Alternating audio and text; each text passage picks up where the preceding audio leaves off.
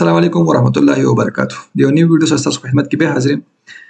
نن یو ویډیو شارټ ویډیو د ایم ایس ورډ باره کې سوال دا دی که موږ یو ټیبل جوړ کړی فار ایگزامپل ته موږ یو ټیبل جوړ کړی او دې ټیبل کې ما څه لیکل کړي وي دې لیکل ډایرکشن به څنګه چینج کوم مثلا ته زه ډایرکټ دا غونډه لیکل چې داسې راولم یا دلته راولم نو دې ډایرکشن به څنګه چینج کوم. دویم دا که یو ټیبل موږ جوړ کړی وي داسې ټیبل فار ایگزامپل دا ټیبل اوس ما جوړ کړی دې کالم او روګانې چې دي هغه سایز کې فرق دی. مثلا دا کالم ګوره چې دا کالم موږ سره غټ دی رو هم غټ دا نور موږ سره وړي دی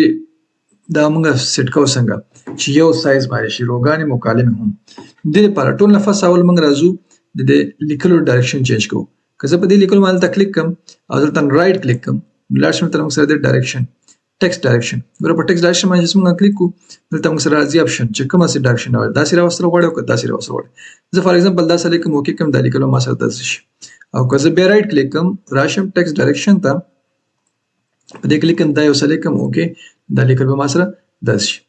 که واپس موږ خپل حالت ته راولو په دې باندې کلیک کوو لاړ به شو ټیکسټ ډایرکشن ته او دا وسلې کو اوکې نیکست. که زه غواړم دا لیکل بالکل سنټر ته راولم دلته د ټیبل سنټر ته راولم نو موږ په دې باندې کلیک کوو را به شو ټیبل پراپرټیز ته ټیبل پراپرټیز به کلیک کول تر به سلیکټ کو سیل او سیل نه پس به شو ته سنټر به سلیکټ کو اوکې به کو دلته موږ سره شي. دویم موږ داسې کوي شو که دلته د دې باندې رائټ کلیک کوو نو تل لاړ شو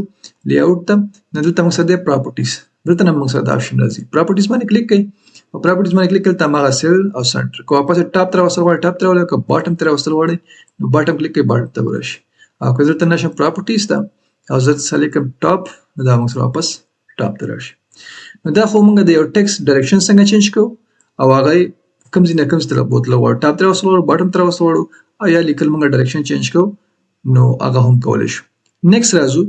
دا ټیبل موږ سره د ټیبل موږ سره کالمې او روګانې موږ یو لیول کول غواړو.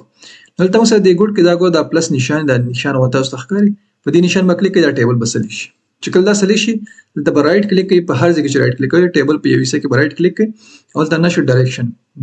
موږ سره ډسټریبیوټر رو نو چې ډسټریبیوټر رو موږ کلیک کوو دا موږ سره څه کوي د رو به موږ سره بالکل سیټ کړي چې روګانې څنګه دي هماغه شان موږ سره په یو لیول کې چې کلیک وکړو موږ سره ټول روګانې یو شان شي روګانې یو شان شي اوس وګورئ دا روګانې ټول یو شان دي یو سایز کې دي لیکن کالم یو سایز کې نه ته ګور دا کالم ورکوټه دا کالم غټ دا کالم اوس موږ سیټ کوو نو په دې باندې وکلیک واپس ټیبل به سلیکټ شي رائټ کلیک اوس پر شو ډسټریبیوټ کالم ته برشو